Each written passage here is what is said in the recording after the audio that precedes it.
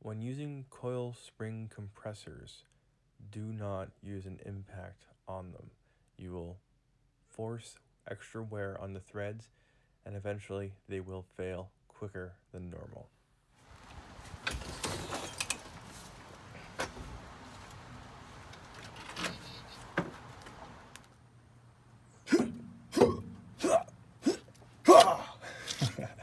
Just kidding, I had to refund this quite a bit. I do not recommend anybody to ever install coil spacers in this type of way. It does work. It is very dangerous. The built up energy inside those springs is scary. So this is actually the most dangerous thing I've ever done, and I've done a lot of dangerous things in my life. So anyways, wear safety glasses, hearing protection, and chemical safe gloves for working on automotive stuff. Anything else you deem necessary, and I recommend if anybody wants to attempt this, just take your truck or car or whatever it is to a shop to get it done, because you'll have people who there are experienced, they will have insurance, they will have the necessary trade skills to do this. I'm just a DIYer looking to make a video for entertainment purposes only, and that's all this video is, so please enjoy.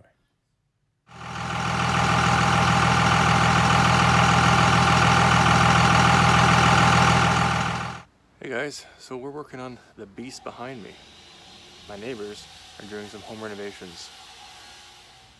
So this 3-inch coil spacer is going to be put into here. We're going to do this without taking off the tire. It is raining, so it's going to be awesome. And basically how we do this, there's a strut right here, as you see. We're going to take off these 3 bolts. And then there's a bolt at the bottom, which I'll show you right now.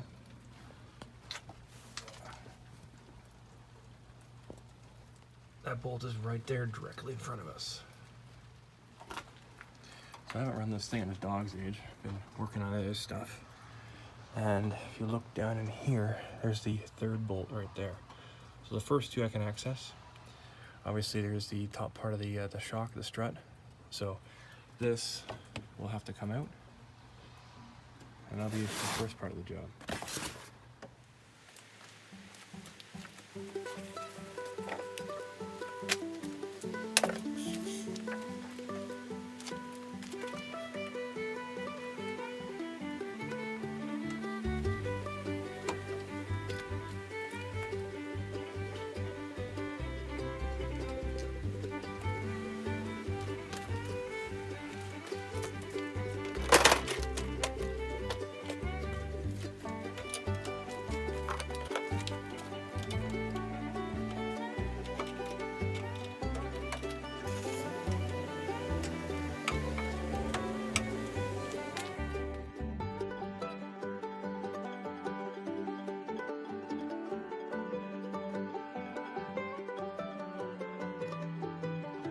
So now I have access to the top of the strut, shock, whatever you want to call it, by removing the air box, which is these 3 bolts, plus the bolt here, and then the retaining clip here, loosening that. So now guys, we're going to loosen off the 3 bolts inside here, plus the top retaining bolt, and then there's a bottom bolt, which I showed you earlier. We loosen that off, hopefully all this stuff breaks free. It does not look like it's going to be fun.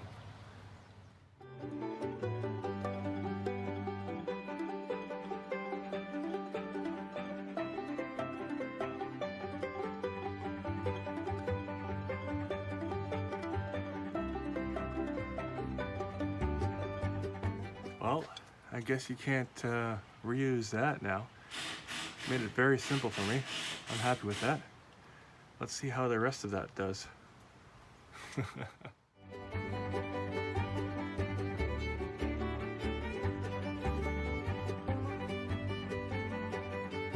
So the beauty about this is 9/16, but the bolt is 9/16, but it's rusted so much that it's 1 step lower at, take a look at what the size is. I think it's 5/8. Actually, it says right on here. Yeah. So what I did is I hammered this on, and then I just ripped it off. So now this is free.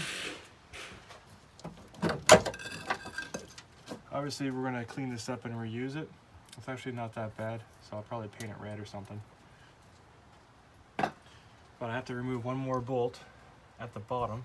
Oh, looks clean.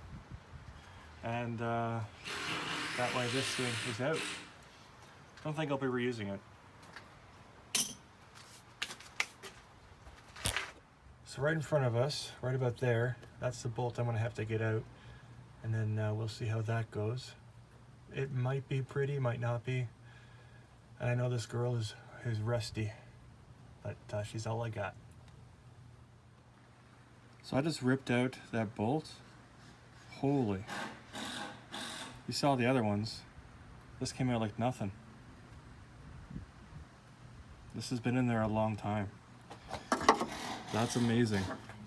So now, I should be able to pull this thing out. Give me a second, guys.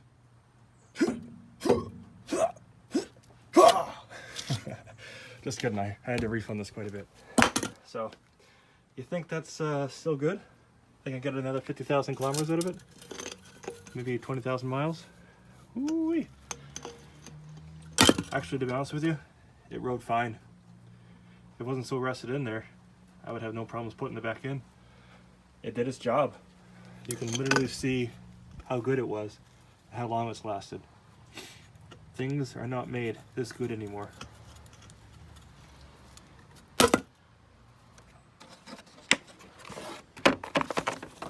Spring compressors.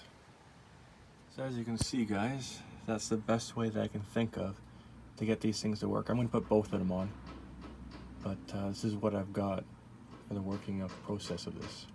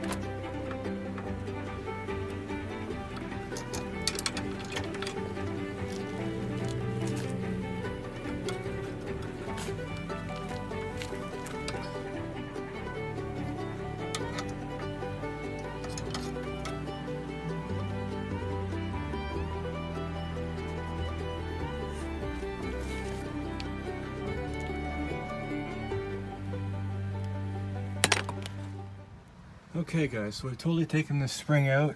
We're gonna clean up some stuff in here, throw some lubrication because like it's dry. And this is scary. This is bloody scary because I know how much tension is on that. So that's what the rubber seal is, very important. And that's a 3-inch lifter. So I'm probably gonna put all this in and then reposition the spring and put it in. But this thing is massive. This thing, all the energy built up in that thing, like, that's crazy. Just crazy. I know I said I wasn't going to take the wheel off, guys, but this is kind of getting scary with all the potential energy that's built up in this thing. So I'm going to take the wheel off, give myself some more space, and hopefully we'll get some more stuff done on this rusty grill.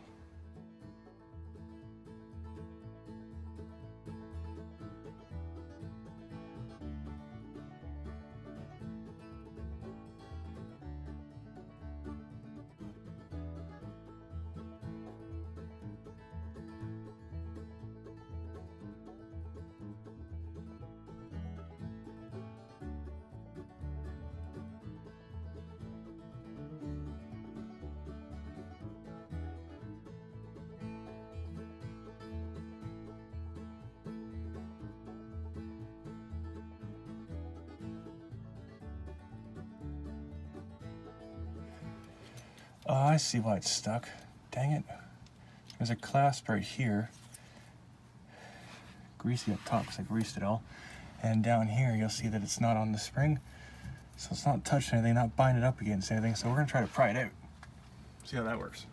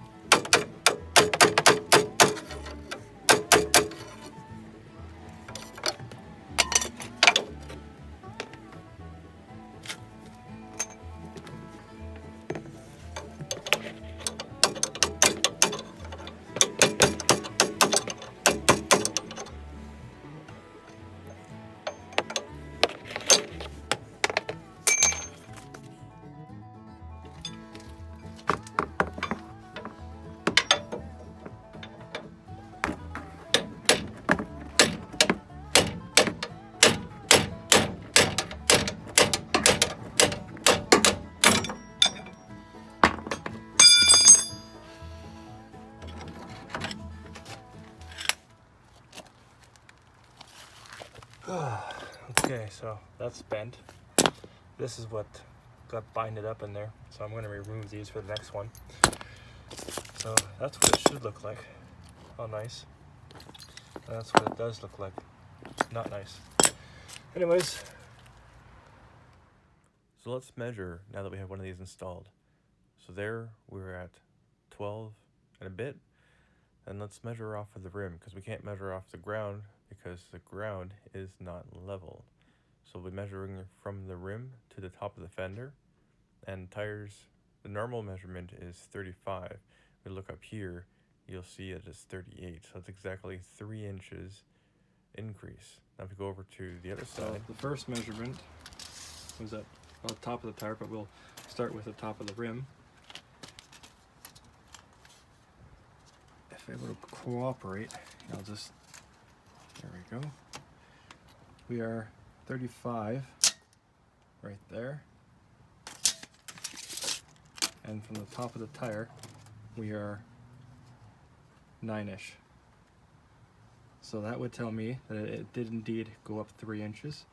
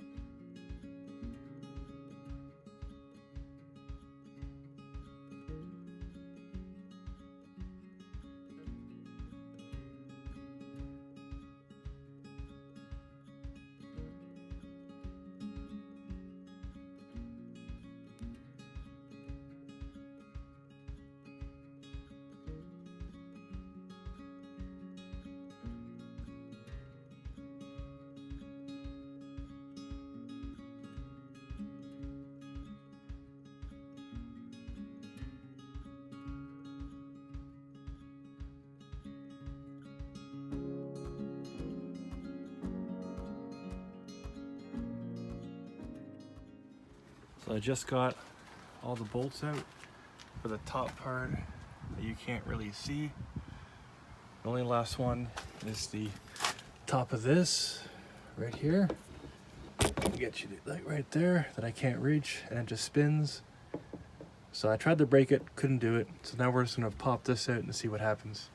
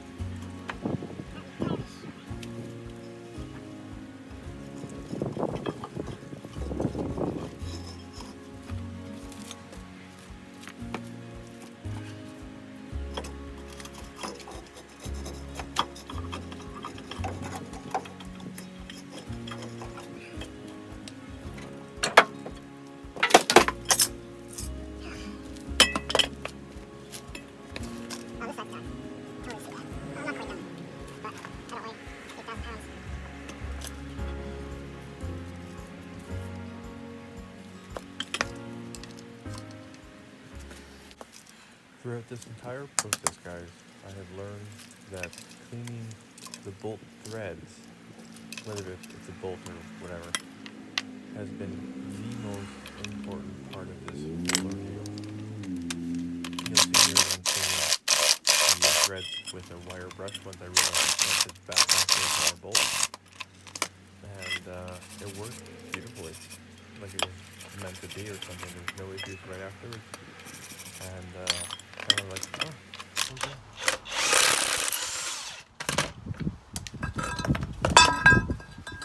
Ta-da!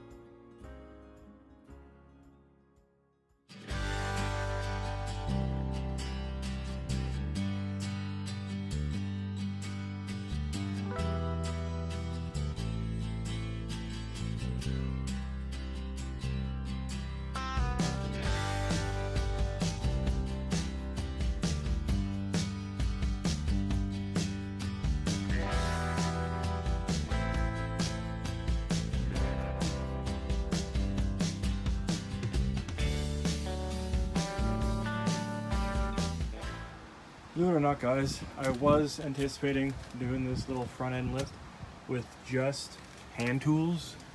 That quickly went out the window, along with, I already knew I needed front struts.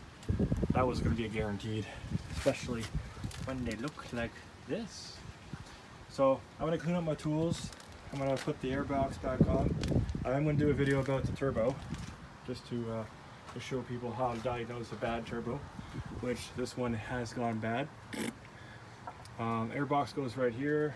I got a bunch of stuff to clean up, and as you guys can tell, if I look straight up, that's clouds. That's cloud cover. It is not nice. So I want to get everything cleaned up before that happens. But you know what? I'm quite happy about this. So the reason why I want to do this, just so everybody knows, is so that I can move my truck in and out of my driveway. Do I need struts for that?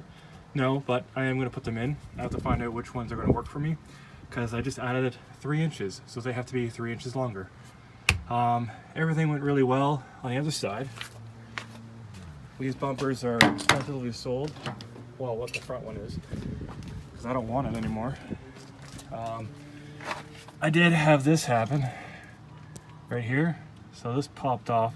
It could just be popped back in, but I was going to replace these anyways because these tend to go.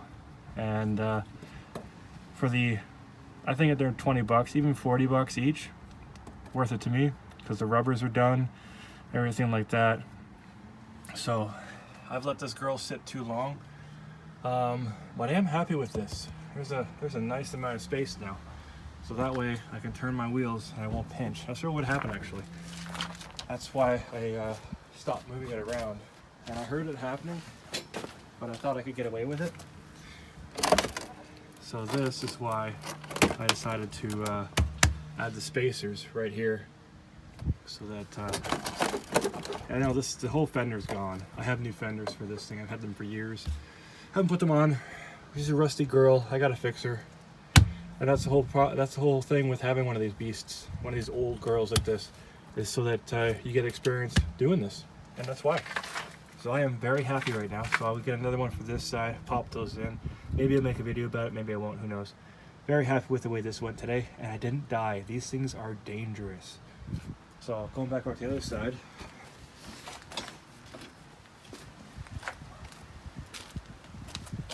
I didn't know how to use these properly, so I learned that today too. You want to put them on either side where you can fit them in, and that was the biggest thing. So when I put them both on the one side, it was lazy of me, and not good, because you're putting too much stress, and the spring doesn't squish down like properly, and what the amount of kinetic energy that's built into these things, if one of those let loose or two of them let loose, even if it was not even touching anything, even if it was just like in the middle of air, it could have hurt somebody. That's how dangerous it was. So me doing that, don't do it. Don't even try this. Get someone who knows what they're doing. I'm just one of those stupid people that will attempt anything. So I got lucky. It all worked out. Very happy with this. I can actually move my truck now. It's slightly taller in the front end. It'll be saggy in the back. Maybe I'll put some blocks in the back just to lift it up, make it equal. I don't really care about the ride on this because it's a truck. It's an off-roading truck. It's meant to be this way. It's not meant to be highway driven. And well, that's that. So I'm gonna start putting everything back together, get all my tools put away, and see if I can't do the bumper today too. I got like, I think it's 6 bolts. Yeah, 6 bolts, drop it down, put it back up. I have all that stuff readily available, so I might just throw this into place. And thank you to this guy. I sprayed this like a week ago, and the bolts came out beautifully. Not only that, the bolts came out like this. I was really amazed by that. Just truly amazed. So end of the day, guys, thanks for watching. If you made it this far in the video, don't attempt this unless you have an actual garage and people who know what they're doing. Because when I started this, oh, I watched a 15-minute video on YouTube. I could do this. I still would attempt it because that's just my nature. But again, I cannot drive it home not to do this.